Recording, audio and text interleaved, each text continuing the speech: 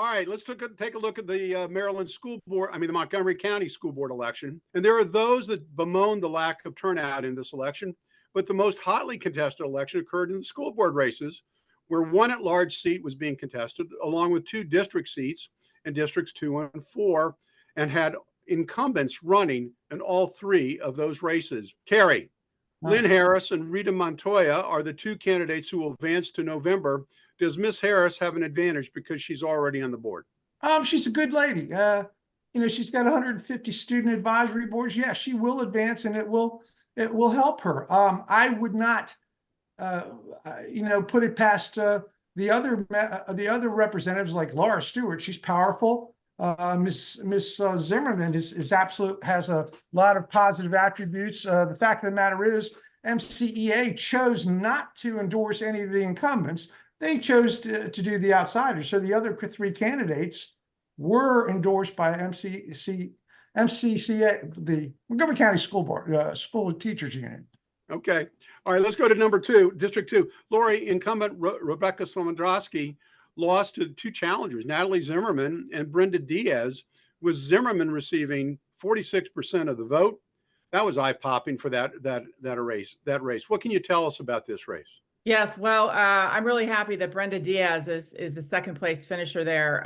She is a newcomer, and she is a teacher with solutions. She's the only one in the District 2 race that I think was providing solutions to anything, where Zimmerman, she's a teacher. She's got a conflict of interest there because she's going to be voting on a budget that affects her own salary. That it used to be that teachers couldn't, MCPS teachers could not be on the board. I'm not sure when it changed, but now it's allowed. And I think as a voter, I don't want to vote for Zimmerman because I think there's a huge conflict of interest with her if she wins. If she does win, she should recuse herself from all budget votes, and there's no purpose in her being on the board if that's the case.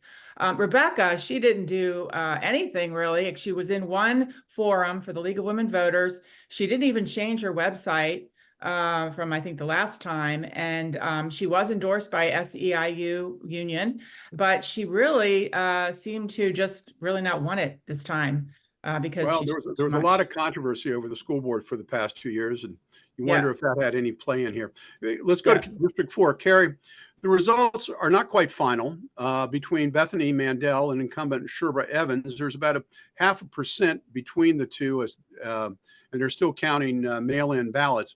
But like the District 2 race, newcomer Laura Stewart dominated the field. What can you tell us about this race? Laura's an amazing lady. For the past decade, she's been actively involved in a subtle way with countywide politics. And I think she led the field and led the discussion. I mean, we saw the dysfunction of our Montgomery County public school system in the past year, with the Beetleman situation, with Damascus, $9.7 million payout, for, children that were sexually assaulted. Laura is demanding accountability. She's demanding transparency, and that's the common thread that you see with all the candidates that actually won the election. All of them ran on transparency, accountability, and the fact of the matter is the public is very well aware of the dysfunction. So it's time for change. We got it. We're going to get it. Laurie, do you have any last thoughts on this? Well, no, I think everyone except for Brenda Diaz is not going to give you any change. They're all establishment type people. Even Laura Stewart, she's a far left person who's not going to change anything. She's going to just, maybe demand accountability. That might help. I don't know if that's going to be something she's really going to do. So, yeah. All right. Well, those were 2 fascinating races, and it'll be interesting to see what happens in November with those races and whether they'll get better funding. I mean, one of the big issues in the school board races was that nobody had any money. That's right. Kind of cash strapped.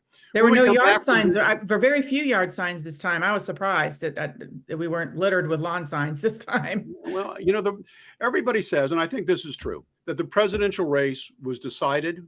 And so the level of interest and enthusiasm was way down the scale. Absolutely. It's just, that's the way it happens sometimes.